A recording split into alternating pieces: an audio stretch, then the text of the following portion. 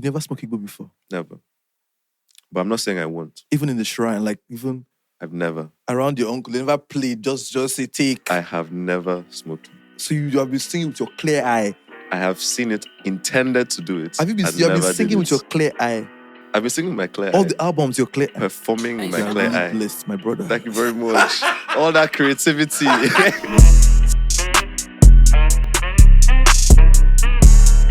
Hey guys, it's a brand new episode of Tea with Tay Pod. If you not see the tea no hot, then it's not Tea with Tay. Guys, we're almost wrapping up this season. I want to say a big thank you to all of you who have stuck with us from the beginning of this season. This is like the 4th season and we're almost hitting 100 episodes. By the time I do my 100th episode, I go pour powder for my body and I go dance around the streets because I've tried. But thank you so much, guys. We couldn't have done it without you. Now, down to the conversation of today. Guys, my guest today was born into legacy but has intentionally and creatively built his brand. And we all love the brand and we respect it. Yeah, we all love the brand and respect it. My guest today is a singer, songwriter, composer, and a multi-instrumentalist. Ladies and gentlemen, it is Mádé Kuti in the building. Welcome. How are you, bro? I'm all right, man. Thank you for having me. You're welcome. I haven't seen you like in 3-4 years. Yeah, it's been a long time. Yeah. Abuja, yes. Yeah. You know, you are quiet. You just make your money on the low, go on tour, Exactly. You don't hustle like the rest of us. I hustle. I know you hustle, but it's not hectic. I think you pace yourself. Yeah. You're living life differently. Yeah, I guess so. How's it going now? It's going good. Married life is going great. Family is happy. Released a project recently. So everything is looking good. Yeah, everything looks good. Except Nigeria. Well, tell me about it. They face them too. Speaking of married life, your wife is in the building. Shout out to the wife. Yeah. Hello. I love it for you. How's married life been? Very, very good. 5 years together, I think, and now heading towards 2 years of marriage. And it's very, very, it's amazing.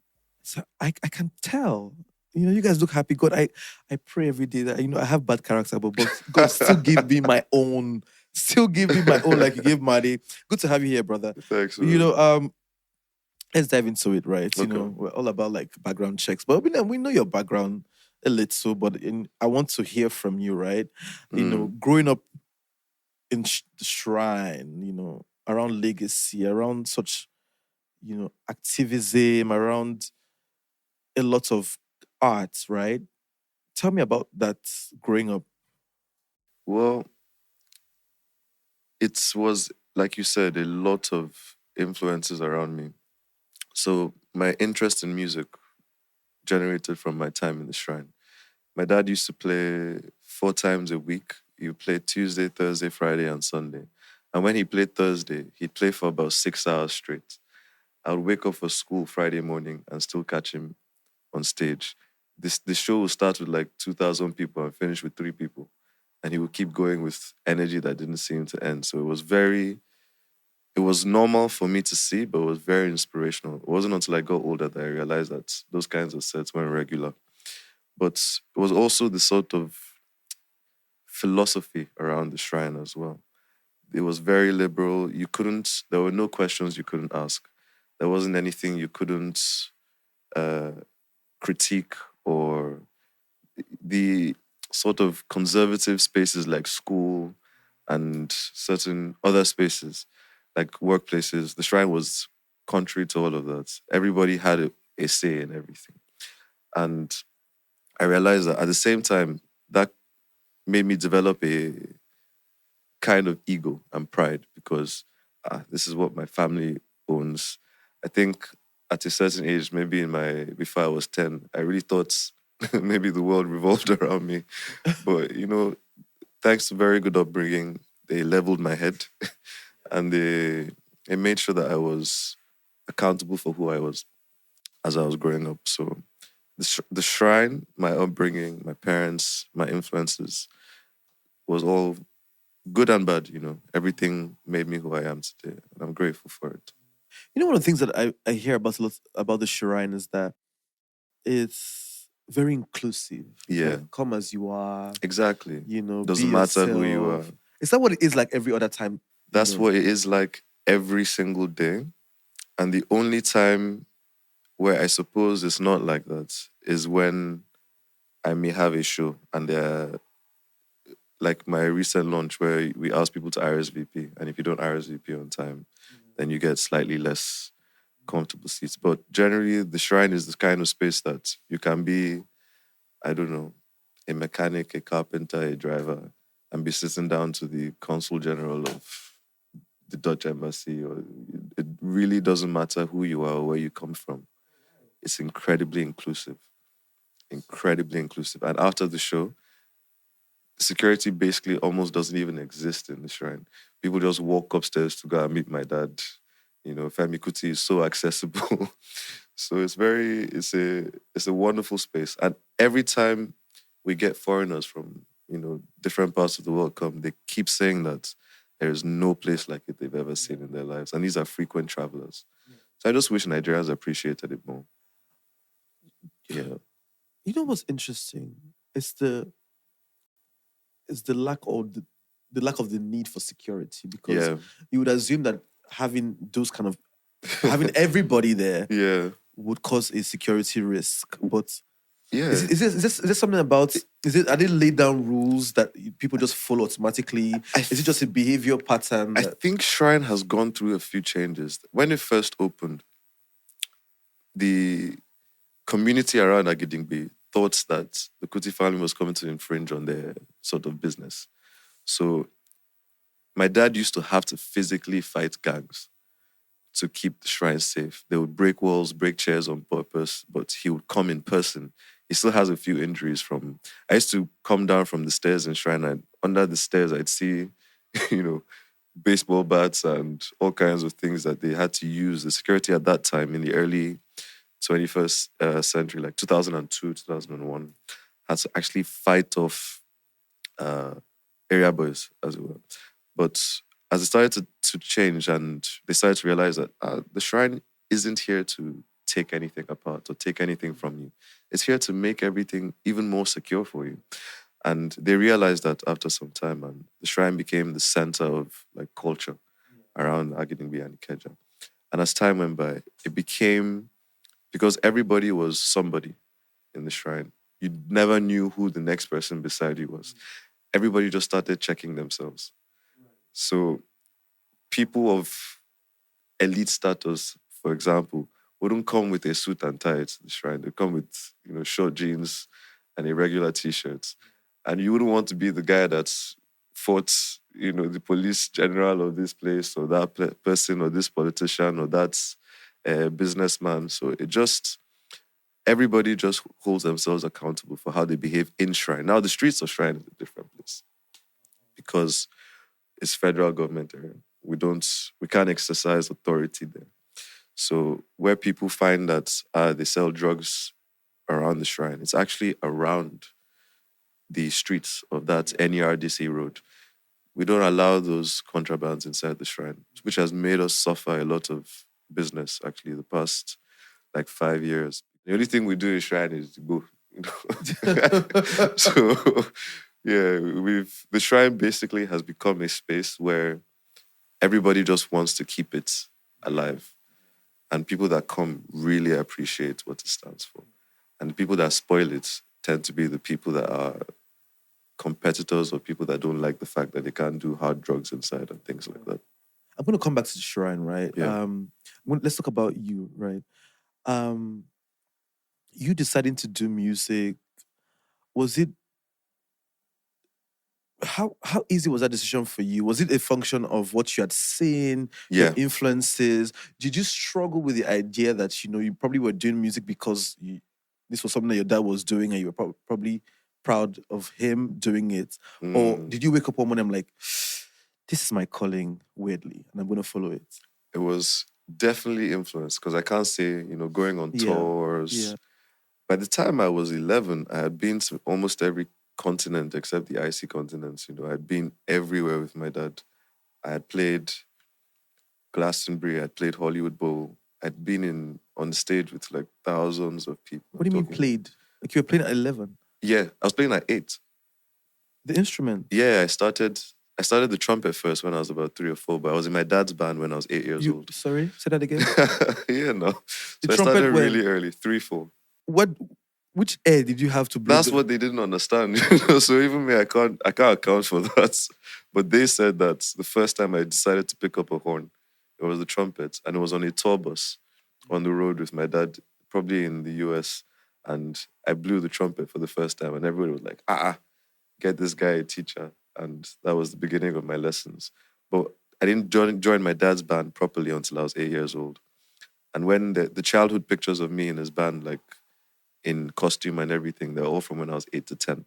By the time I was 10, I was in GS1, so I had to go to school. He didn't let me travel with him anymore. I was going to ask. Yeah, he stopped it.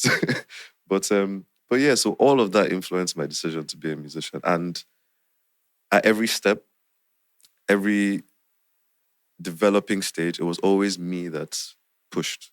It was me that said, I want to learn how to play the sax. Right. Can I play the drums? I want to learn how to play guitar and all of that. So I want to study music. It was always, I don't think there was ever a point that I was pressured into doing music. What I was, and what my dad never allowed, was laziness. So if you want to be a musician, then there's a discipline. There's discipline, there's hard work, there's professionalism. And he never played with any of that. Yeah, so I might get scolded for not practicing enough, but not for not doing music. Right. Yeah. Did it affect school at any point? Oh, I hated school. I hated everything about it because I felt like I wasn't doing anything I cared about. And what was worse was in senior secondary school, they didn't even offer music anymore. So they even took the one thing that I found was somewhat Yeah. special. And I tried to leave many times, never worked. I used to work on my arguments. Well, Dad, you see, I need to start from now because I knew it would just be like, nope, go back to Not school. the working on the arguments. Yeah, I tried my best to leave. Yeah. I really did. But he insisted on school. He insisted on school. But thankfully, because I finished secondary school in Nigeria, Right. I could then further my education in music Right. at Trinity in London, which is where Fela studied. And the Amazing. education I got there was incredible. The experience was probably what even reassured my skill sets as a musician. Yeah. Amazing. Do you have other siblings? I have 6. Are they interested in music at all? One as of right now. But when they were younger, they all had music lessons. But as they grew older, we could just see them dropping them Not one for by me. one. But like 2 days ago, my second to youngest sister comes to me and says, Bro, Mádé, Daddy says that if I want to learn jazz theory, I have to come to you. I was like, okay. So I started teaching her jazz, the fundamentals of jazz music yesterday. Right. But she's so weird because she has her hands in so many things. She crochets, she makes beads and things like this. And then now she's playing the sax. So yeah, interesting girl. I think Yeah. that for some of for the bloodline, for some kids that follow come, it's just like, this one will probably not be the musician, but this one is the musician, that one is the musician. Yeah, it was interesting, Sha, because they all have the potential to be musicians. Because the Ada, because she's half Igbo, she was very, very skilled at the piano, and I think possibly what my dad and I were thinking was they probably just looked at me and said, "Oh, bro, Mádé is doing music. Let me just find my own path." And the age gap between me and the girl I mentioned is broad enough that she doesn't see me much as a contemporary, but more as a because she's 13. Yeah. Right. So yeah. And the one after me is 18 next month. Mhm. And yeah, we're a very close family, but yeah, their interest in music is not, but they have the skill. I get it. Yeah. So do you feel some type of pressure? Because if I came from such a family, right, and there's just so much legacy ahead of me, like things that have been done, right? Is it pressure on you to do better? Is it the kind of pressure that makes you feel like, I have to outwork what probably Fela did, to have my own name registered in the history book? Like, Yeah, I do you don't know. face that? I understand But I don't know if it's pressure. I think it's more responsibility. Right. But I don't know if responsibility is pressure, Sha, but I do know that as a musician from this family, Yeah. there's a certain standard I can't fall below. Mm. So when people see me live, I cannot be anything less than what they expect. And when I write music, I have to be as daring and progressive as my dad and my grandfather, Uncle Shio is. So it's not pressure, it is fuel, I think. That's the way I see it. I'm inspired by it. So I push myself to be, but like I said, my dad doesn't play. So if you want to be a musician, then be a serious musician. That's it. Speaking of musician, right? Yeah. And speaking of serious musicians, because people use the word loosely, musician, saying that you go school, now you go Trinity. Can you help me define who or what a musician really is? Because everybody these days is a musician. Okay. And being a musician, do you have to be a pop star? Do you have to be famous? Or it's just the art of loving music itself and doing music? So to that, without getting myself in trouble, Please get in trouble. no. So you can say you love medicine, right? Right. And you know how to administer Panadol when you have a headache. But you wouldn't necessarily trust the pharmacist prescribing the drugs for you to, do open heart surgery. Huh. So I think what a musician should be, ideally, is a person that is knowledgeable about the fundamentals of music. So music theory, timbre, harmony, instrumentation, notation, Right. and does something creative with that knowledge. So I think it was a Neil deGrasse Tyson interview that I saw recently that he said, if a scientist discovers something today, even if he doesn't discover that thing, somebody else other than him, following the fundamental laws of physics, will discover that exact same thing. Right. Because that's how science works. Right. Whereas with artists, that thing doesn't exist until the person creates it. Right. And if that person doesn't create it, it never will exist. So art is something very special. So you have that fundamental thing that you've learned, the theory and all the basics. Then you start to push into something that is creative and new. So I think a musician should be someone that is a risk taker, but does so with the knowledge of the rules that he's breaking.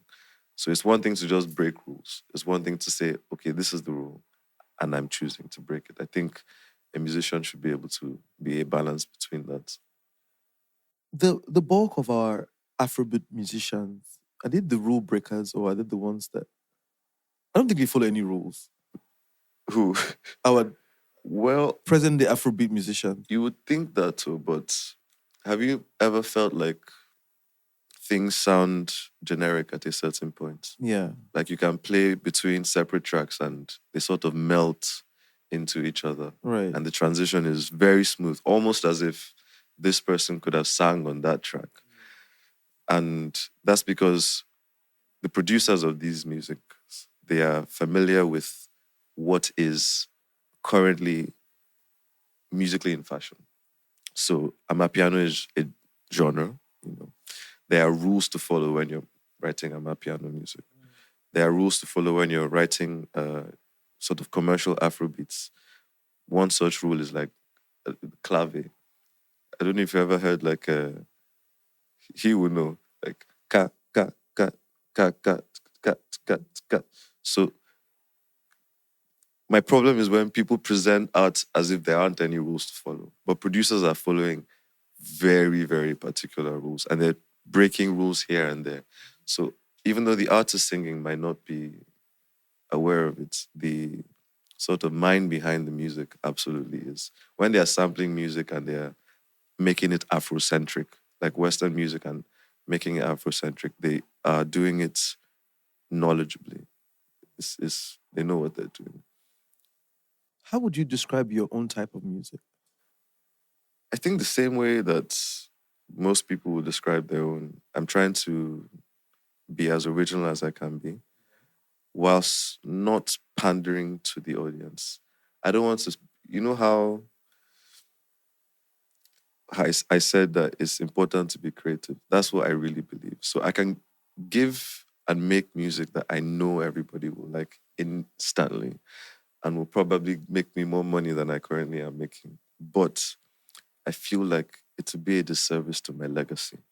I want people to look back at my catalog and know that everything I did was original and a bit of a risk and a bit of a push and progressive. So my music is understanding, like I said, all these rules that exist, and I'm breaking a lot of those rules. And I'm having a lot of fun doing it and hoping that people that listen have as much fun doing it. And because I do live rehearsal, so when I rehearse, I like to have an audience as I'm doing it. And over the past 3-4 years, I have sort of understood the rules that I can break that work and the rules that I can break that don't work.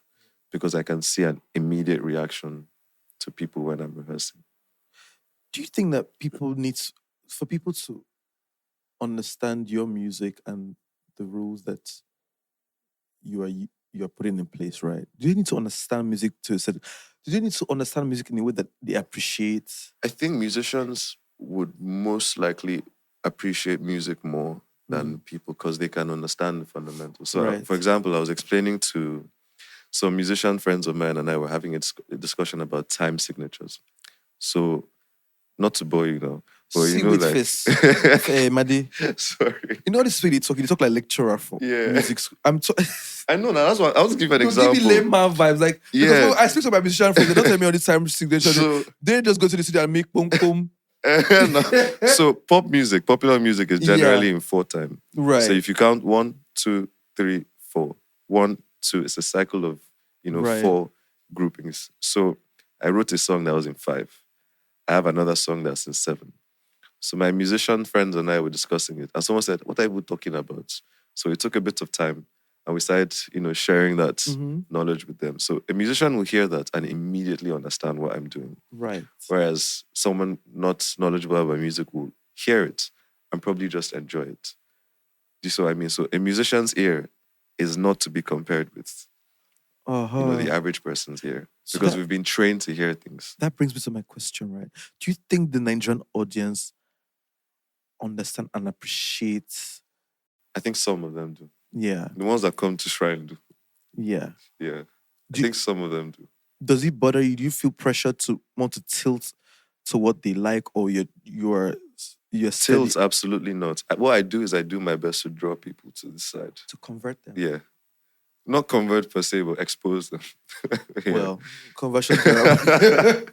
Yeah, I don't pander to, that market. Yeah. I do more of, come and see what we're doing here. But do you know how stoic you have to be to not care? I mean, Maybe the word is not care, right? yeah. It's to say, you know what? Whatever on a mama think, this music will be done the way I want it. It And I will feel like be. that's the artistry Yeah. in the music. That Yeah. is the artist himself expressing. Yes. Because sometimes you can get very carried away by the market, by popular music, popular Absolutely. culture, that you sort of Absolutely. move away from What you want your to own do. sound, which sometimes can make you Yeah. dabble. And a lot of the times it's not the artist doing it, it's the labels doing it.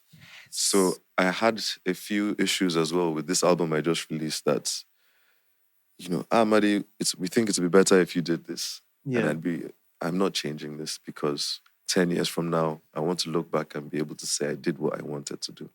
So luckily, it has worked well for me so far. Yeah. I'm getting the shows, I'm making good money, and I'm okay, But I can understand if someone is in a position where they're taking all the right risks without getting the right results and they decide to convert.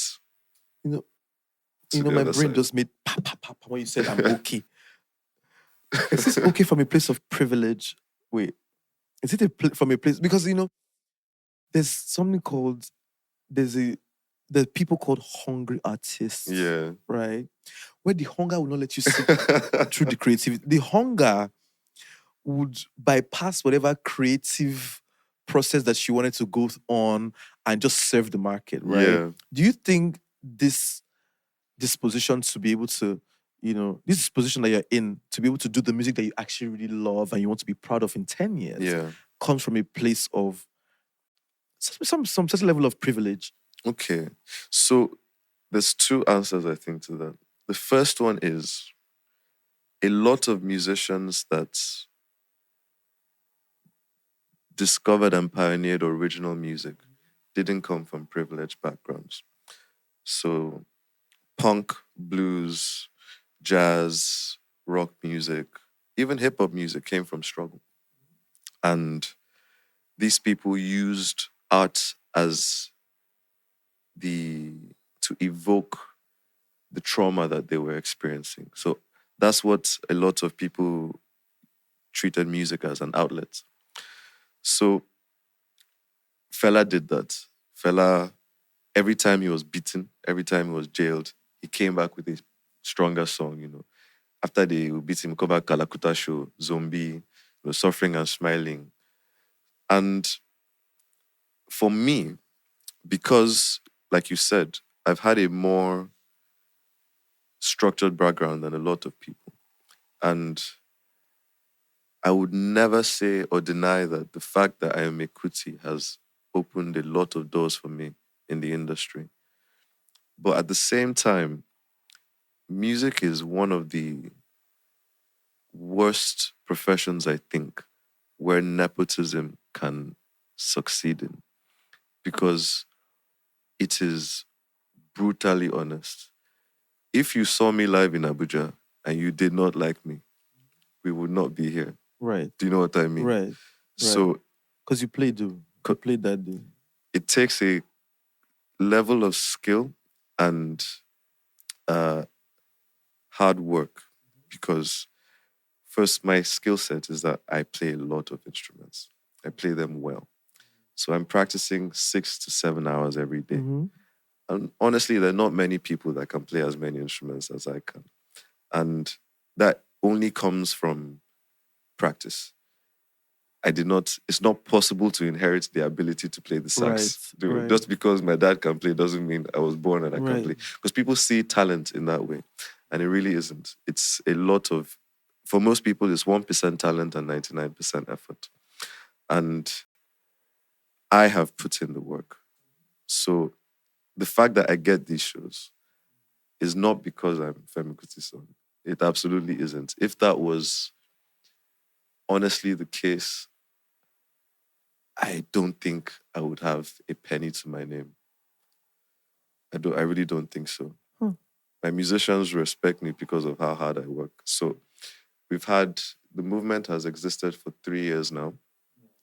And when we started, there were no shows, and which is why I started the live rehearsals, because it was a way for people to see me, even though I wasn't getting any opportunities or gigs. And through those live rehearsals, I used the shrine as my platform to market myself. So that is where the privilege lies. A space that I can call my own to do what I want to do and bring people in. So that's one thing that I can say for sure. Having the shrine, because I used to play monthly, and every month was a different theme. I'd market the show, and that's how eventually word spread around. And I started getting gigs at different festivals and here and there. So honestly, my background has helped me a lot. But music is not a space where your background can keep you. It isn't. And the fact that, like, Sheo and my dad, they're touring the US, touring Europe, it has nothing to do with their background because I know how hard it is, even for me to get those gigs. Speaking of touring Europe, Yeah. Uncle Sheo and Daddy Femi. Yeah. I ran into your uncle in abroad, my brother. So let me tell you, I've always respected the Kutis and I didn't grow up in the time when Fela was singing, but we learned after the fact, so we know a lot of his music now, and I used to think that the audience that really loved the music had when they're maybe like in their 50s, in their 60s. So I was in Milan and Shehu Kuti's wife, she's a friend, she reaches out to me, we're here. So I attended a show that Fela Kuti was performing. My brother. Expecting to see Nigeria.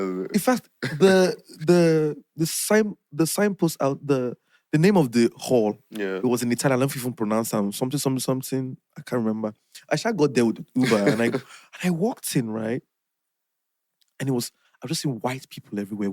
It was so white, right? And I'm like, what's going on here? In fact, me and my friends were the only black people tends to be that were there. I never felt so proud. I couldn't sing the song say, I mean, I felt so proud. But it was another part of me was like, this is quite interesting because I don't think you guys get the same. I mean, there's love at Shrine, there's love here. Yeah, I know. But I don't think that level of enthusiasm, I've not really seen it here, right? Yeah. The white people wanted autographs. Yeah. They were dancing. They even know some of the lines. Yeah. Do you feel appreciated more abroad? Yeah. Do you feel like they understand the artistry behind your music when you're abroad? The fact that you can play multiple instruments. I feel like white people, it triggers them. They're so like, oh my God, who's this guy? Absolutely. But I feel like if you come here, sometimes if you play 5 instruments, 6 instruments, that's look when you. when they think of bills, because DJ drop up. In fact, I realized that my generation, I feel like we prefer the DJ to the musician than the musician sometimes. Yeah. Because unfortunately, before you learn, right? Before you answer. Because unfortunately, sometimes, that's why I asked you the difference between a musician and an artist, right? Sometimes the artist is a terrible musician on stage. Like, he's terrible. Yeah. But he's good as an artist. I don't know when he goes into the studio, he makes magic. Yeah. But performing live. Yeah. Well, a lot of the times in the studio, it's not so much the artist, it's the producer. Which is why I think people need to really appreciate is the amount of work that goes into production and songwriting. Ooh. So, you have one track and you see 5 songwriters and 3 producers on it. So you see a lot of work went into that little 2 minutes. But to your question though, being appreciated. Please, before you go to that question, is that a better way to look at it? Because in South African music, right? Yeah. There can be 20 even singers, producers. There can be 3 producers on. They all collaborate. Is that a better way to do it, or? No, I don't think it's right or wrong. It's just different, Like me, I do everything myself. The only thing I share is co-production because I write all the music, the drums, guitar, all the instruments. But sometimes when I want to add effects like synthesizers and things like that, I like to work with other people. I write all my lyrics myself. So Fela did the same thing. Fela did everything himself. My dad does everything himself. Shane was the same way. So those horns on water and the drums on water, that's all Fela. Whereas with sort of modern and commercial artists, you would enter a track and say, producer, what do you have for me? I like this and I can jump on this. And then they'll co-write lyrics and things like that. So I've been in those spaces where it's like a camp. So it's a community of musicians and artists where everybody adds their own 2 cents to the 2-minute song. So I don't think it's right or wrong. I think it's just different. People like to work. People like to collaborate. But my thing is very personal to me. And I think the same for a lot of people in my family. So they like to do a lot of it themselves. Your question, though. Yeah.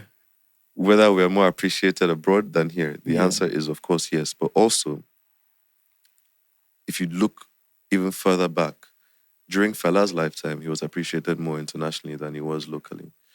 Right. And although the narrative has changed now, I remember a lot of times when my dad would go into, distant stories about how he could even visit friends or date girls because the fact that he was a Kuti was a major red flag because they looked down on him because Fela was not seen as someone that was financially successful because the propaganda around him was that he was an Igbo smoker, a womanizer, and a very terrible human being.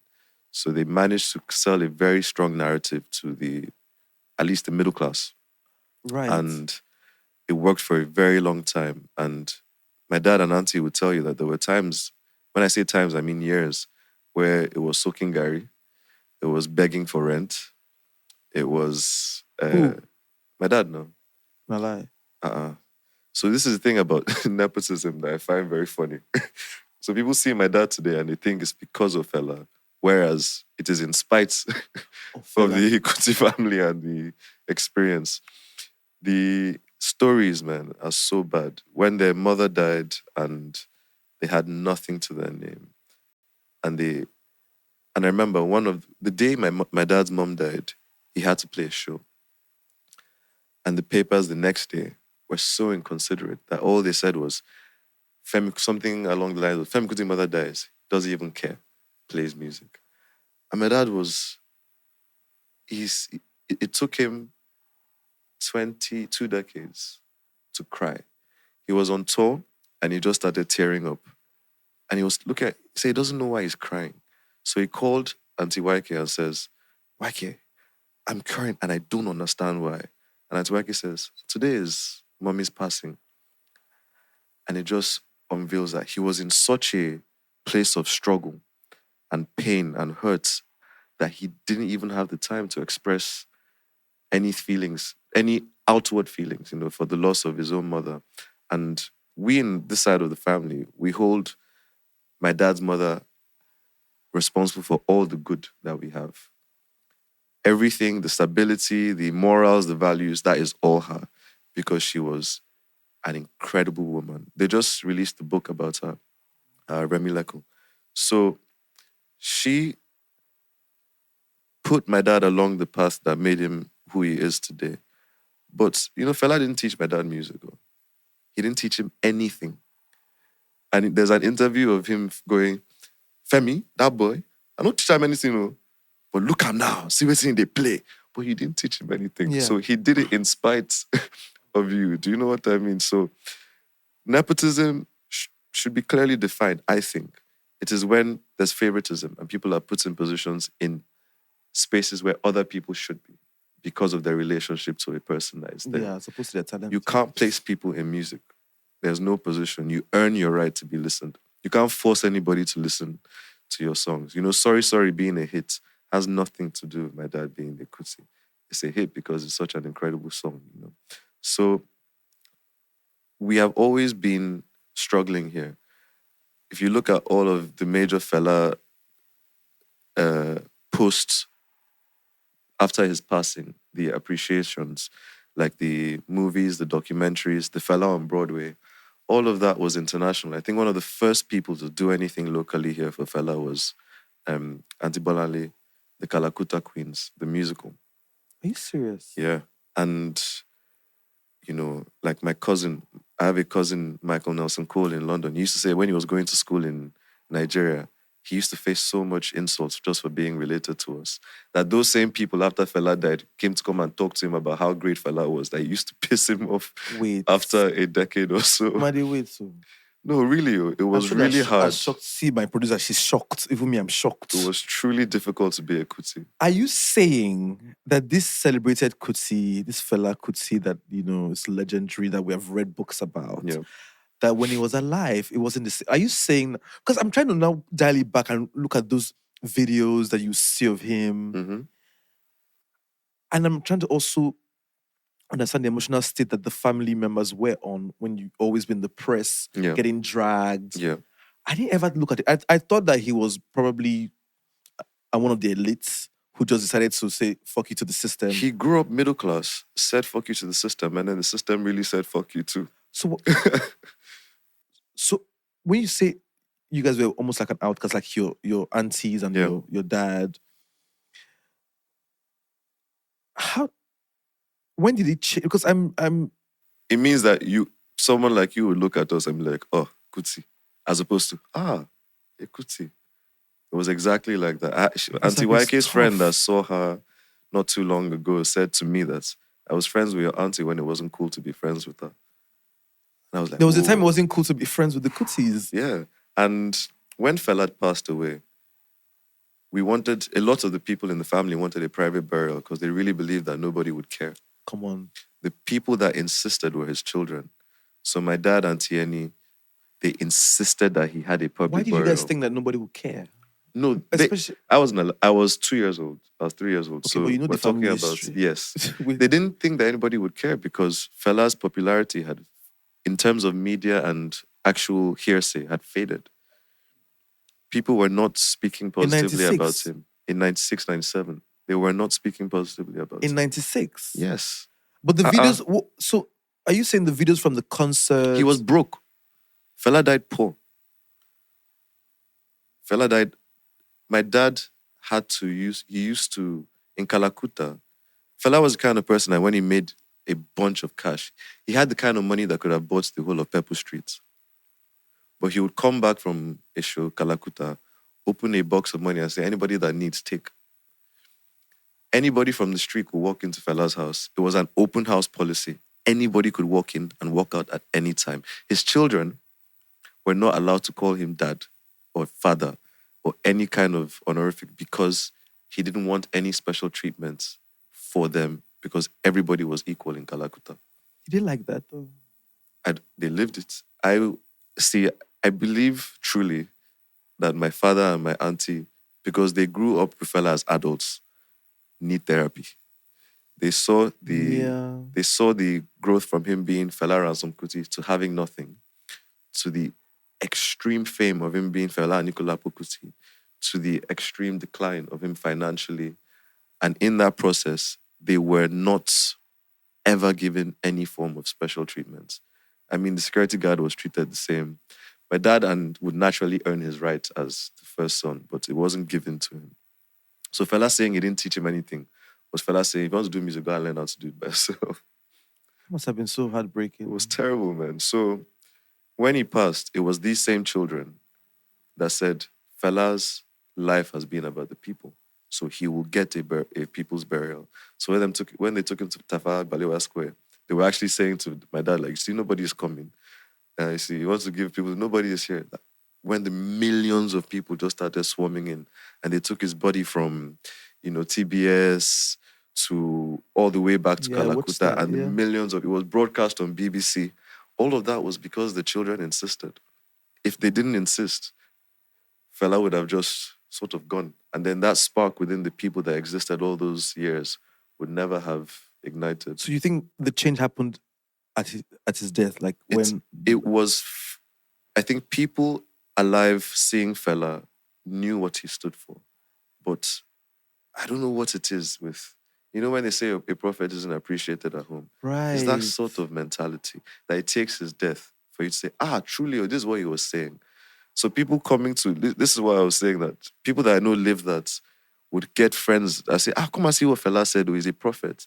And they'd be like, shut up. He didn't say or prophesize about anything. He was speaking about his immediate reality. It's just taking you this long to understand that. So growing up, hearing all of this, and being in a space like Shrine, I'm not treated the way my dad was treated in Calcutta. Yeah. I am given special treatments, in Shrine, as opposed to the way my dad was raised in Calcutta. So they've made sure not to share the trauma that they've experienced onto their children. So I just do things because of what my family have gone through, my way. So when you say like I'm stoic and I'm saying I'm not going to pander, it's me saying, why should I pander? Because I feel like from the things I've heard and the things that they've experienced, I don't want to go down a path that I will regret. Do you know what I mean? So why we're appreciated outside more than inside, I don't know exactly. But it is true, considering that my dad plays every week at the Shrine Sunday and he charges 2,000 naira. This is a world-class, 9-time Grammy-nominated musician playing practically for free every single week. And nobody really talks about that. He used to play for free on Thursdays, but he became, by the time he turned 61, he couldn't manage that much all the time. So, yeah. So for the family, is this still about the people for you guys? It's still about, have you guys... It's about truth. So the truth in the 60s and 70s were that the government was the problem and leadership was the problem. Same in the 80s and 90s, because that's when my dad wrote Sorry, Sorry and all the other Wonder, Wonder and songs like that. But now you'll notice that my father's songs have started to change towards looking the introspective now, like Work on Myself, Journey Through Life. And it's because I don't think we think leadership is the only problem now. I think there's a certain accountability that 200 million people have to have if they want to bring about change. And I think that's the same thing I'm doing as well. Yeah. I'm speaking more about and singing more about the individual as opposed to because I mean, practically speaking, it's hard to find a politician that is not corrupt. Where are they all coming from? Right. The people. So if the foundation is toxic and corrupt, you can't expect much that is different in the upper echelons. And for you to find a messiah that will come and say, I will not steal, I will risk my life and out all the criminals and bring about change at the risk of my life, then you're talking about people like Lumumba, Sankara, Marcus Garvey, and you realize that all these people died for fighting for what they believed in. And they were brutally murdered, and truly very little change has come about from it. So people that wait for a hero, I think, are part of the problem. Yeah, that hero thing is... It's a bad complex. It's a terrible complex. I feel like it's a superiority complex, right? And I've never been the kind of person that wants to be the hero, right? I can lend my voice, lend my energy, but I don't think that I would want to take on that title because it probably will kill you. It's horrible, man. Let me give you a funny story. The burning of Calcutta, right? Yeah. So people know that they burned Fela's house and threw Fumila and some Kuti from the window. Yeah. People don't realize how long it took for it to happen. So it wasn't like they just came and they marched in. They came and they waited and they gathered numbers.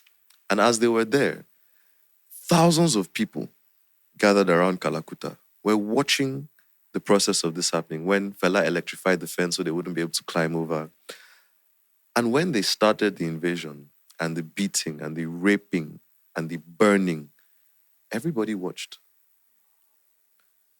So we're talking thousands of Nigerians, men, grown adults, children, who of course cannot participate, but grown men watched as their so-called hero that was fighting for their own freedom, their liberation, their rights, their basic survival, their successes, was being truly brutalized, being beaten beyond recognition, his house being torn apart. Fela was homeless, which people don't know, for a certain amount of time, that he had to go and stay in the house forcefully of his record company. Well, it's a long story, but they watched it happen. Not one stone was thrown. I think it's a Nigerian thing. So when you say hero, okay, the hero now fought. You saw your hero being attacked. You, the people, did nothing. I mean, when I say nothing, I mean truly nothing. Not even, do you know what I mean? It's a Nigerian thing, oh. You know, when and it's even happening now where there'll be a messiah maybe on social media, fighting and doing everything. And the people can also turn. Mm-hmm.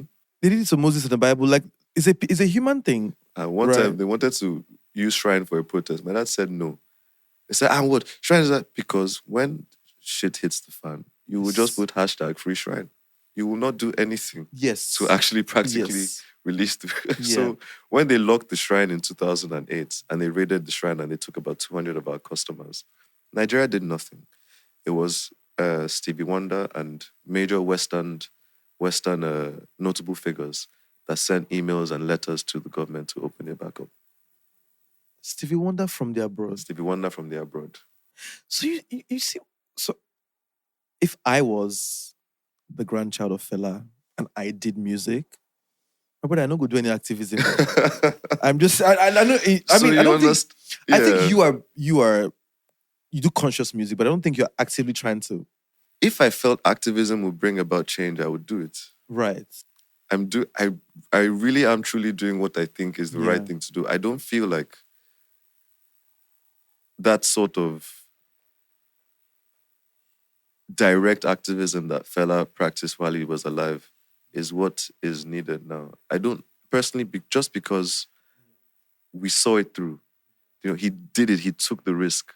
He risked his life on many occasions, and then because my father, they beat my father too. They jailed him too. He sang about the military regime, under the military regime. He sang about Babangida when Babangida was in power. So, again, So I feel like, the amount of iya that you Yeah. people have J in your family. As you're recording, because your first album, I don't think it was basically about activism. it wasn't I'm sure you about are it just at all. just look and say, I beg. That Yeah. was Fela, that was Femi. Please. What can I say, man? Please let me just How see. many of us What's must in go? my mind? I So beg. my own that's what What inspired that exactly first album? Definitely not activism. what inspired that first album was music. So that Yeah. first album was totally about, like, Free Your Mind was a major single. Right. So it's about knowledge. Right. Because I really believe that one of the problems we face is our educational system. Right. So we're not informed. We're not taught Black history. We're not taught pre-colonial history. So there's nothing to leverage to make us want to fight for what we believe in, because we don't even know who we are.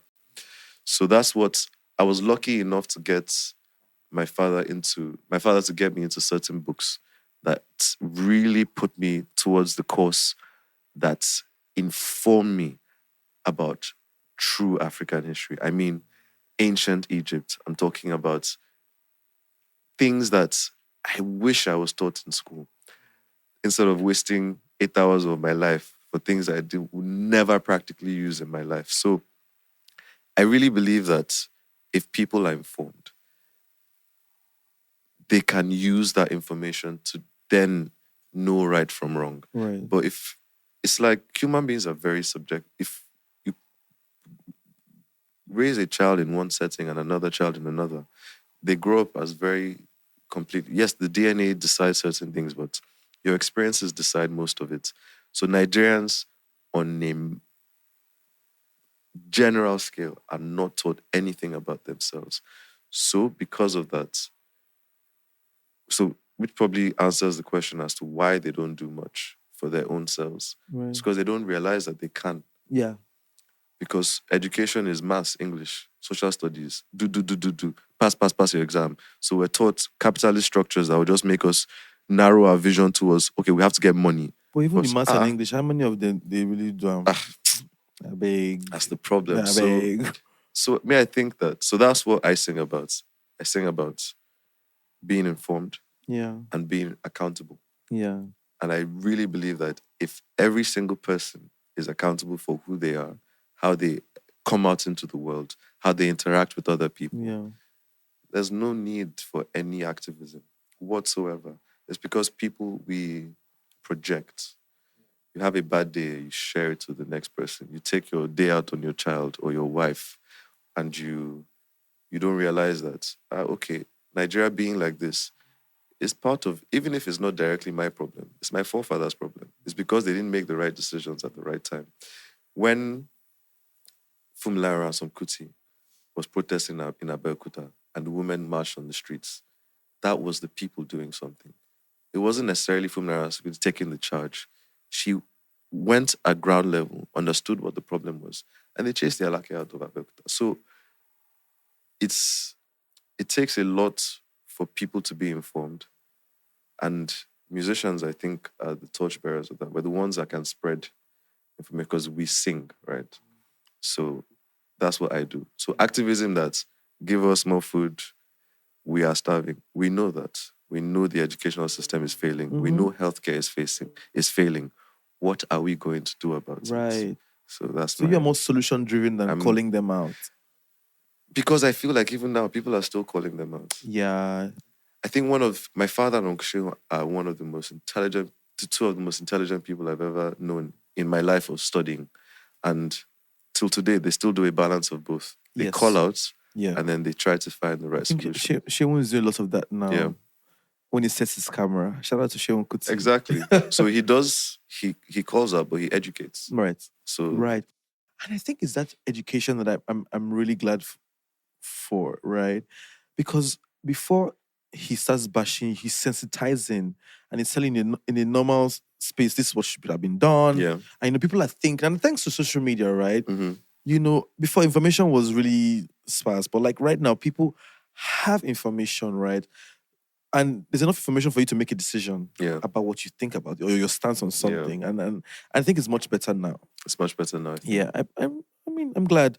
It was really bad though before, especially for artists and people in the public. How so? My dad had a paper written about him that he got, man, his life is, he got terrible articles written and he had no way to defend himself because people in the journalist community didn't like him and he didn't like them. So they would write things like, Fela Kuti is mad. He was running naked on the streets of Lagos and everybody would believe that. And people would look, oh, Femi, what happened to you? You know, I'd be like, I'm not mad. Are you people can you not see that I'm fine? Mad. But people were so ready to believe things at face value. Even defending that man, they go look at him and say, do you know, sure? The more you defend, the more you say I'm not mad. So he dealt with a lot. So now that we have social media, that's why I don't react to things directed at me. I tend to react to things directed at other members of the family. Do you know that I think that all the Kutis need therapy? Except me. I'm good though. But you see that my dad and Auntie Annie. I don't think you're. Let me tell you why I just feel like you don't say trauma is generational. No. You know, trauma the mask in different forms. Trauma can be the extremely quiet one who you think that this one doesn't have any issues until it displays, right? But there's so many stories, so many hurts, there's just so much that has happened to the family. Yeah. Even in these times, right? There's just a lot of jabs, a lot of arrows thrown at the family that I feel like you guys need to be talking to somebody every other time, you know. Because sometimes I feel like Fela Kuti is the most vocal member of the family right now, right? And sometimes, because I respect him, like one of the ones where I respect, right?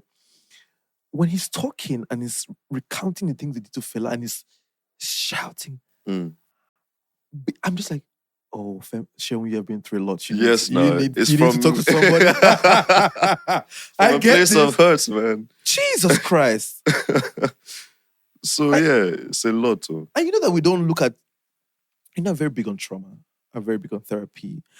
And sometimes when I see people, my first instinct is to poke what happened to you, what happened around you, what are your influences, why do you act the way you do? Yeah. You know, I feel like sometimes Seun was just looking at the people in leadership. I'm just like, have you guys done enough?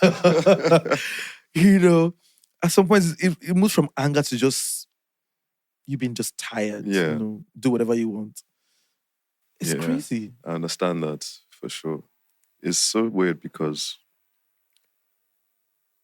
there's an expectation, I think. There's a way that people see us. I think people see us as incredibly wealthy. I see you guys as incredibly wealthy. But I don't mind marrying a Kuti quickly. Just to have my name.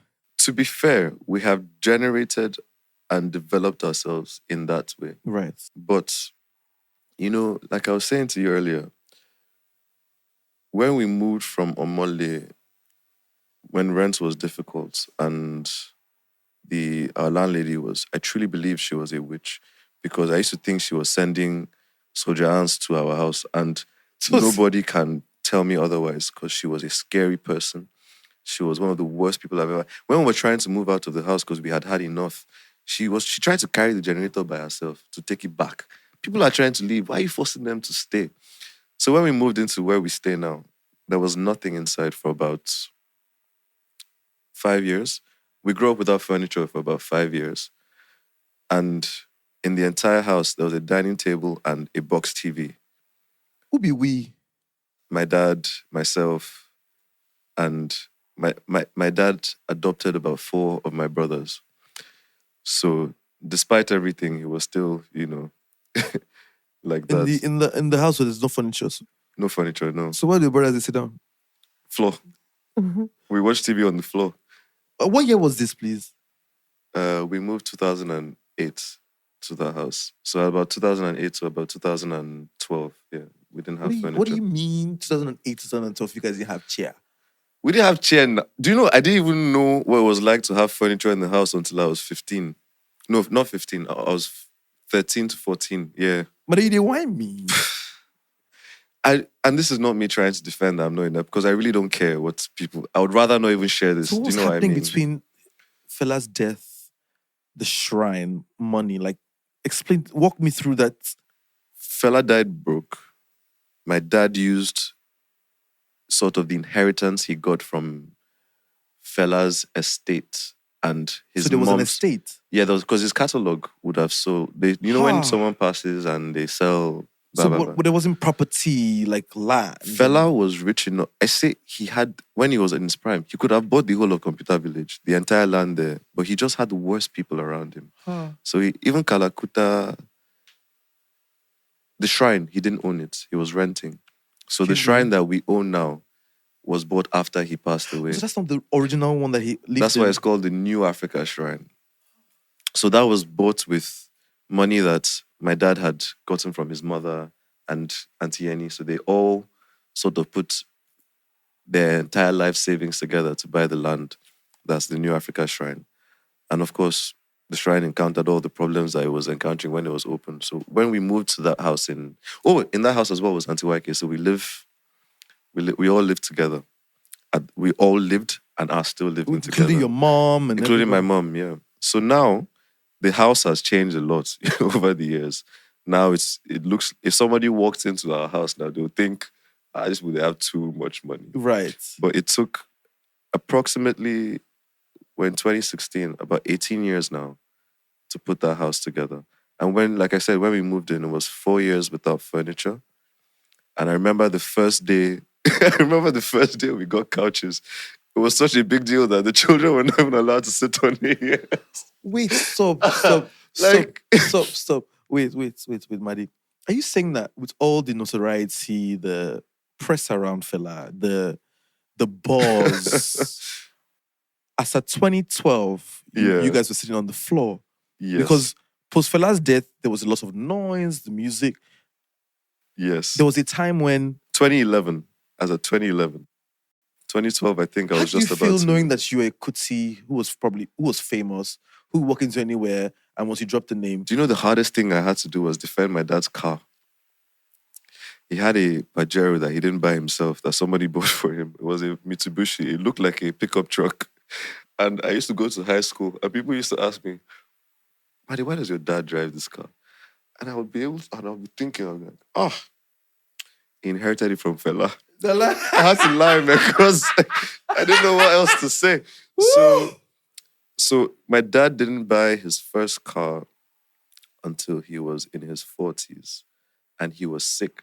So he's very pennywise. So he doesn't spend money on anything except like survival things. Yeah. And when he was ill and hospitalized, we forced him to buy a car. And that's the car that I'm driving now. So we said, you know what, no matter what. And at that time was the 2010, 2000 and something Prado. So no, we didn't move it. Sorry, we didn't move in 2008. We moved in 2006, I think. No, 2002. Right. So it was 6 years of that without furniture. It was 3, 4, 5, 6, 7, 8. 8 was when we got furniture for this first time because I was going into senior secondary school. And 2011 was when I left Nigeria. So yeah, let me just put the dates properly. 2002 was when his mom died. And that was when he moved to that place. When did things start looking up? When did you realize that, okay, maybe it's not as bad as... I never thought things were bad because that was just my normal. We had food though. We were not starving. It's just we didn't have normal... You didn't have lifestyle. Yeah, we didn't have lifestyle, basically, yeah. We never went hungry or... We had lights. Yeah. Did everybody live together or just your family lived? So the land that he got was quite big. So he had his place. Auntie YK had her place. It just, there was nothing inside the places. Yeah. So now, if you come to our place... There's a lot. Yeah, my dad has a whole space. I have my whole, like, duplex. Auntie YK has her own. Money day now. But... Smart money. Money rest. What do you smart do money. now? It's smart money. For example, I'm not it's going to dollars, go to a club and spend 10 million naira. No, of course you're not. Exactly. So I will be very careful and save that for a rainy day. So it's very... See, but if you don't tell me this, I don't know. In fact, me, Seth, I believe, say, like, you'll get like maybe, because you'll be first grandson. You'll get like maybe 3 properties with Fela leave for maybe a somewhere. Yeah. No. Hey! No. But I'm also happy to see that, you guys have been able to build Yeah. even, Everything we've done, we've achieved through hard work.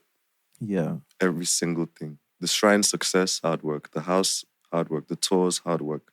We are probably, in terms of popularity, one of the families that built from the ground up again after already being, relatively famous in the past.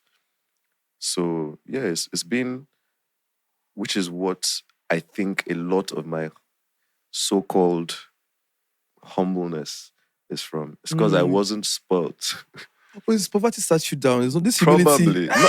But again, not poverty. So I'm joking. it's no, because it's a good point. Yeah. It's weird that I had more than the average person, but I had less than Then you should the have. rich Yeah. kids.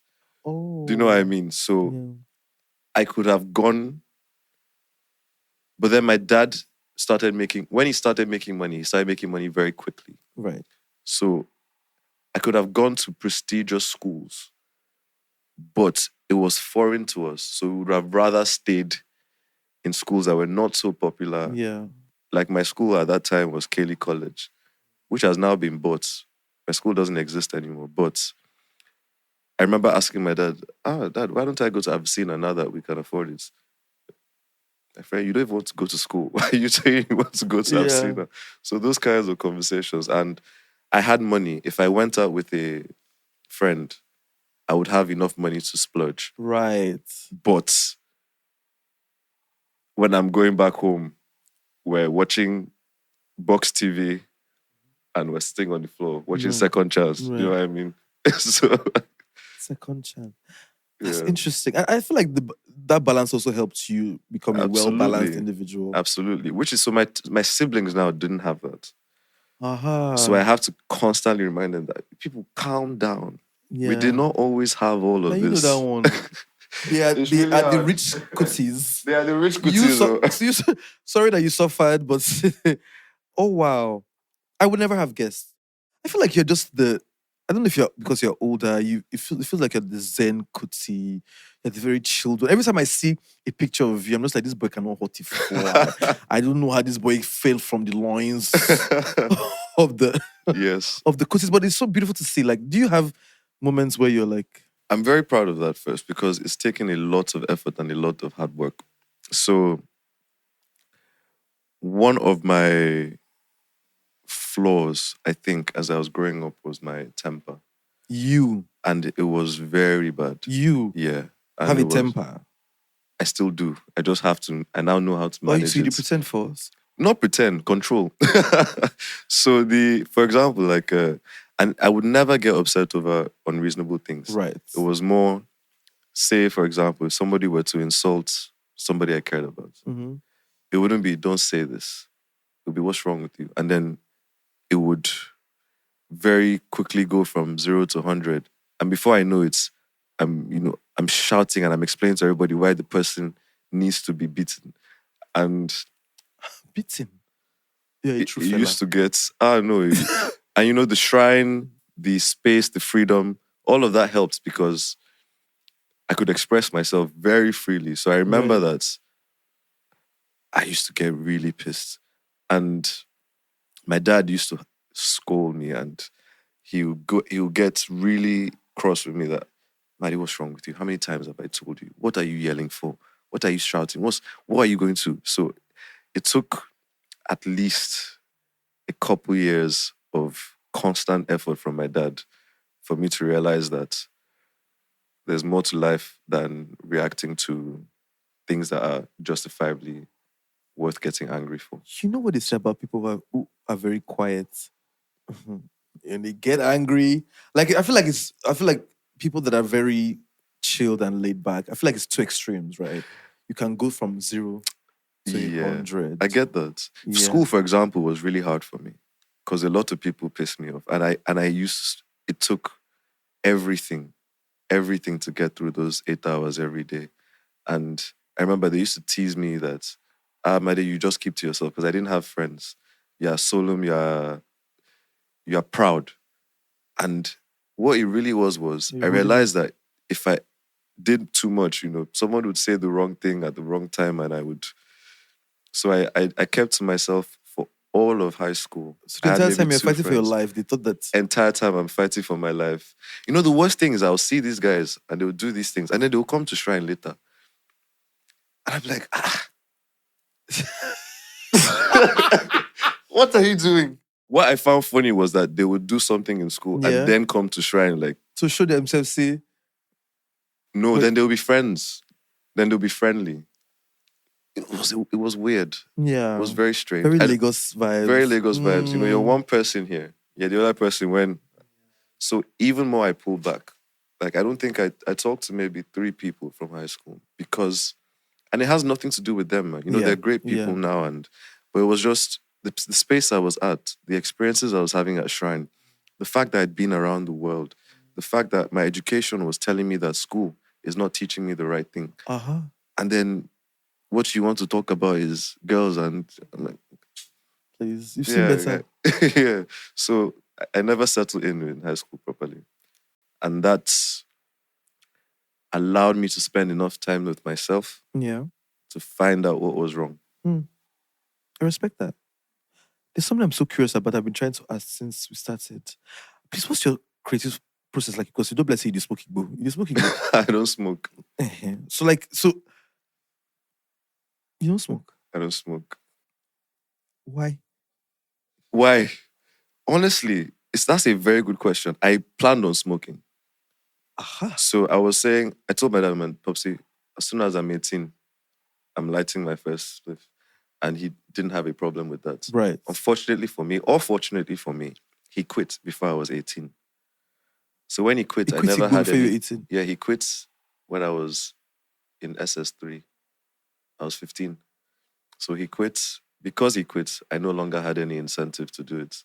So the desire to do it, the reason I wanted to smoke was because he was smoking. Oh. And it always looked so cool to me. Like, he would be on stage and he didn't hide it.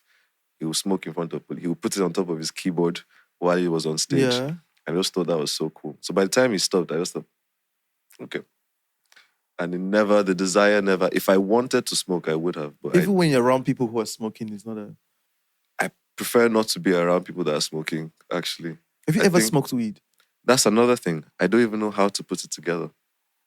What do you mean put it together? Like, if you give me the materials, I don't know how to...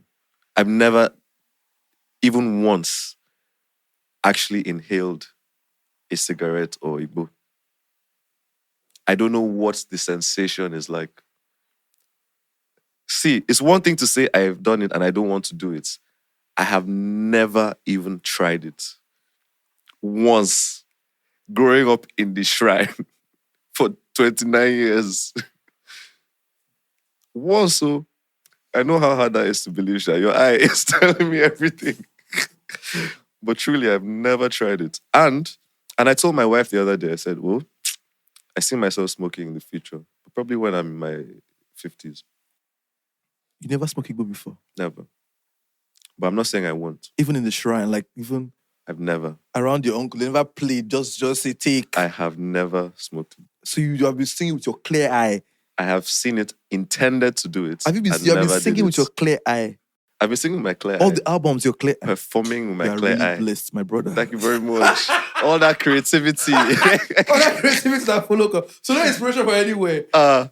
Inspiration is from my life. I love it for you. Yes, man. I keep saying, like, every time I see you, I'm like, this is a different Kuti. This is a special Kuti. Like, I'm not saying like but I feel like around the people that you're around, the kind of music, it's also part of, it's cultural. So just, take a spliff. That's what I was saying.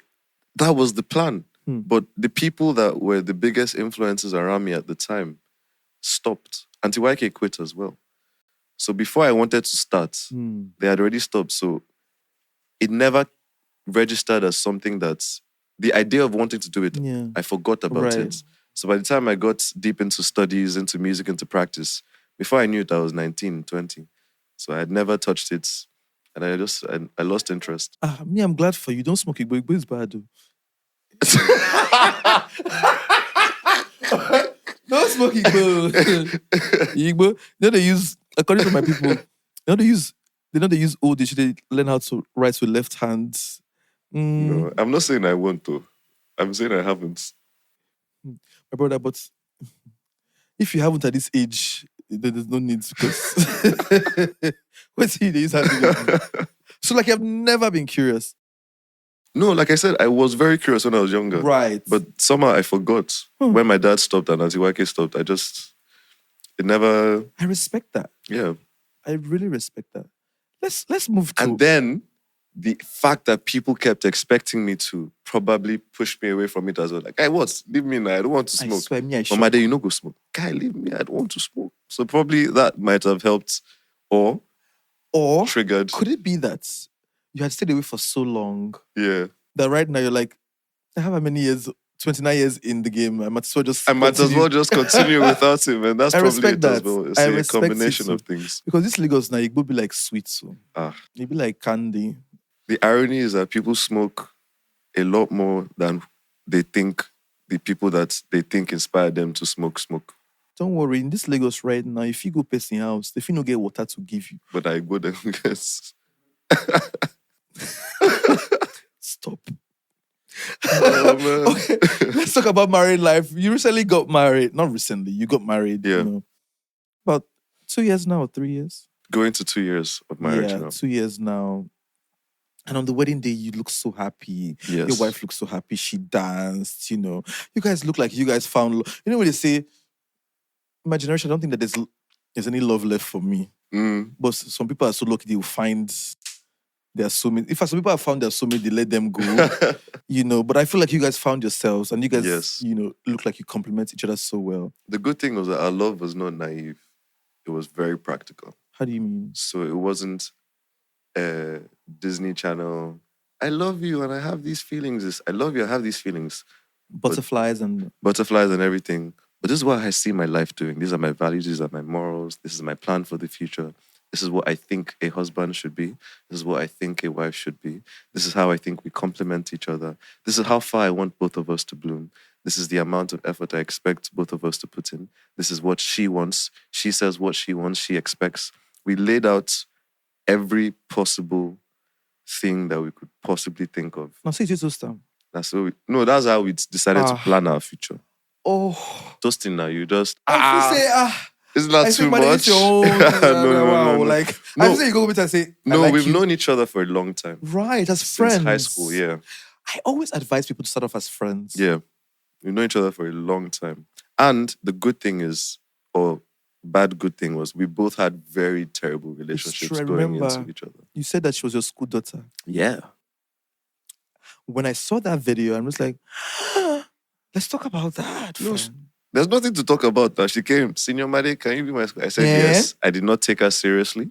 I was a good school. When she wanted to buy ice cream, I gave her money for the ice cream. That was about it. Then we didn't talk for about 3-4 years after I graduated. Oh. Then she messaged me when she was about 17, because we're 3 years apart.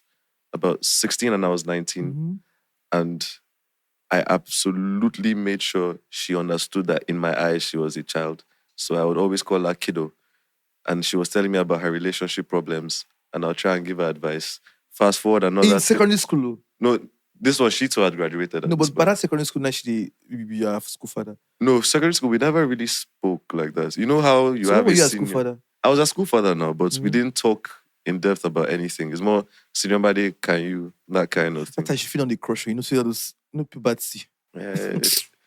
Yeah, you look say you're a kiddo. That time she did die. I'm very sure. Yeah.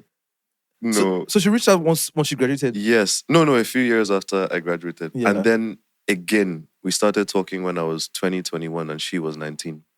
So that's when we started to talk more than just... Right. And then we didn't start... And then we sort of didn't speak again for a while. And then when I was 25 and she was 22, we started dating. And we said, you know what? We've known each other for a long time. We've both had really bad relationships. We've both had a bad encounter with each other. Let's stay together for a month. Let's see how that goes. And then let's see if we can actually date. Wait, So we first. did testing for 1 month. All those years of talking, what's that they talk about? For every year of talking until 21 was about her life and my life. So she not say, oh, Cinnamon, I like you, but I could not tell you. No. It was more, I have a problem. Do you have advice for this? Or I'll just say, school is going great, blah, blah. Because I was in uni and she was in uni as So well. even with you, it was platonic, like it was. Absolutely, yeah. Was it the same for you, babes? No, with that laugh, no. For her, apparently not. She did die. Apparently not. But I remember when it sort of, the moment When it did you changed see it? was when I came back to Lagos for a holiday. Yes. And I came back single. So I realized then. No, but you know me, I like a good love story. Not tell me well. I invited her to when the you came shrine. back from the holiday, she came to the shrine. I invited her to the shrine. And one of the things that made me very certain that she would probably be the most important person in my life was that she, whether or not we were talking, whether or not we were romantically involved, she would still come to the shrine. The shrine was her safe space. And anybody that can listen to my father's music, understand it like that, is definitely someone that I think I can, mentally relate with. And I remember that I had gone through a lot of trauma.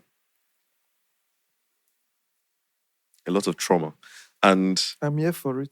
and she said, and I remember talking to my father. You know, when you have a father figure, it's really important with relationships. And he said to me in these exact words, Mádé, of all the people that you've ever brought to this house, the only person I think actually loves you is Stephanie. I think you're the My last. family love her, I think, now more than they love me. My brother, you catch the last love available in our generation. Now you catch so like this. So where would you find this kind of love like this now? I think the more honest people are, for example, I don't compromise.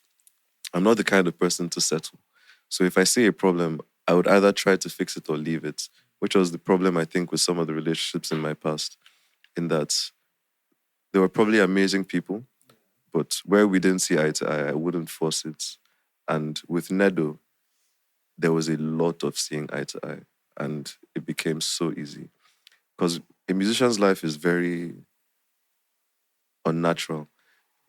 There's a lot of traveling, there's a lot of distancing, where during the day, I might be in the same house, but I'll be absent because I'm practicing the sax, I'm practicing the trumpet. And she was the first person that I was with that was not a problem. That when I came back from all the work and everything, it would still be all smiles. How was it? How did it go? And then just the warmth, comfort, all of that was just, at least that's my side of it. Her side would obviously be particular to her own experiences. We hear from her side too eventually. But my experience was just that it was easy. Yes, we would have fights and then we'd learn at the start of the relationship, but it was never about anything that was too far gone. Do you know what I mean? Yeah. So has it been since marriage? Because relationships change easier post-marriage. Oh. Which is, so I was expecting some, because the way people, once you get married, so I was expecting some pushback. So I was already preparing myself, okay, when this happens, this is how we'll solve it. Everything has been a lot easier. Did it impact the music as well, being a married man? I don't know. I don't know so? if, like, musically, because I don't sing about love, no. So maybe if I did. Well, why don't you sing about love? Because I feel that my music should at best contribute in some way positively to the mental state of the average Nigerian. So I can't, it's like most of my day is spent thinking about how to better things. My happy place is when I'm with her and when I'm at peace. So I don't really I've not found how to take that place into the struggle place, because my music is protest. Right. Even though it's not activism, it's very aggressive, it's loud, it's a lot of it is fast-paced. So I feel like if I wrote a song about love, it would be about her specifically. Right. And I would have to sit on it. And it wouldn't be a song for my band. I would orchestrate it. But so we should expect the song anyway? It would be a piece of music. It would probably be about 20 minutes long. Okay, so should we expect it? What are you going to call it? Stephanie? Nedo. Nedo. Inedoye. Inedoye. I'll listen to that. I said, that has a nice ring to My it. desire. Yeah. Oh, I want to be married today. My last question before I go. Do you see yourself evolving into like other forms of art, like maybe film, television? Oh, I already do. I recently wrote a 60-minute piece for dance for a choreographer in Geneva. And I, once in a while, try my hand at adverts. I've done, so before I'm anything else, I'm a composer. Because that's what I went to school to do. Uh-huh. So I write music for orchestra, large, medium, and small. And I notate, even the things I write for my band, I notate everything, like sheet music. And What do you mean by notate? Yeah, musical notes. Right. Oh. Yeah, so I write all my music, and that's what I identify first as. Then I'm a performer, a multi-instrumentalist. But the thing I enjoy doing the most is writing music. Right. Yeah. So I do things in other fields. So will you write for other people? I try not to write music for other musicians because if I have an idea, I want to keep it to myself. Even if I feel like it's not my genre, I will still do it myself. But for other fields of art and media, I'm happy to write music for those. Yeah. What does the future of your music look like? I feel like it's to develop into longer pieces, more musical pieces, and it will incorporate more variations of instruments. I think so, yeah. And I'll sing more, probably, over a broader length of songs, yeah. I feel like the older I get, the more mature I'll sound. I'm looking forward to the older and more mature Mádé. But thank you so much for coming on. Thank you very much. I'm going to let you go, but then we have a quick fire session. Okay. Let's get into a quick fire round. Yeah. Tea or coffee? Tea. Your secret talent? I have many. I have time. General games, digital and physical. I'm very good at games. Football, pool, table tennis, FIFA, adventure games. I'm a gamer in all aspects. Won't have guessed. Your favorite place to be? The New Africa Shrine. Most underrated Nigerian artist right now? Oof. Olusegun and the Stallions. Who's that? Exactly. Yeah.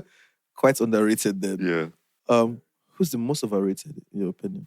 I'm not going to put myself in that. You don't want to give us it. This is TVT.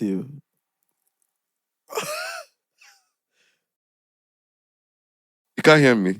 I already said it though. Right, okay. I see what you did there. Your go-to comfort food? That's tough. I don't think I have one. Really? Yeah. What do you like to eat the most? If Nedo says, Mádé, what do you want to eat? I'll say anything. Oh, such a good husband. He will never stress her. Never. City you'd love to perform next? The one I'm going to soon, Germany, Berlin. I feel like it's very jazzy and musically inclined. Yeah, they are actually. In October. Okay.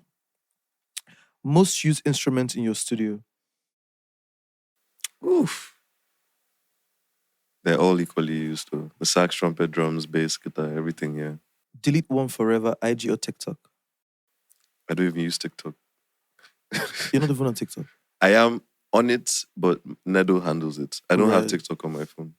So yeah, let's delete TikTok. Yeah. Right? Very millennial thing to say. One thing people would never guess about you? Well, I guess what we said earlier, that I've grown calm. Yeah, and I've never smoked weed. And I've never smoked weed. Yeah, Yes. I would never have guessed. Yeah. Okay, that. If your music had a scent, what would it smell like? Oof. You know when you go out into a riverside, but a very what's the word when there's a field, an open field. I think that's what it smells like. What does an open field like smell? nature, like just fresh air and water and streams, yeah. I'm trying to remember the smell. Like ocean breeze. Right. Yeah. It has no smell though. It smells like something. No? It's fresh. It's fresh. Okay. So and natural. Natural. Like leaves, yeah. Yeah, okay. If you could only speak in movie quotes for a day, what movie will you choose? Pulp Fiction. What? Pulp Fiction. What's that? That movie, where Samuel L. Jackson goes, say what one more time? I dare you. I've seen that clip, but I don't know what the Yeah, film. The so name of the film is what? Pulp Fiction. Really? Yeah. Okay. I'm gonna check it out. Yeah. Thank you so much, Mádé, for coming on. Thank you very much. Looking forward to having you another season, when Yes. you've come back from I tour. wish I was the 100th episode. So what episode am I? 18. Yeah, this is Not the bad. episode before. Coming of age episode. You're like 2 episodes away before the end of the Season. Yeah. Okay. Cool. So yeah, you finished. So that means I'm 98. Well, no, not 98 yet. I feel like you're like 91, ish. Yeah. Don't worry. If you want to come back for the 100th episode, we can do a special, a special 100 for you. But yeah, thank you so much for coming on. Thank you very much. Have a great day today. It was wonderful.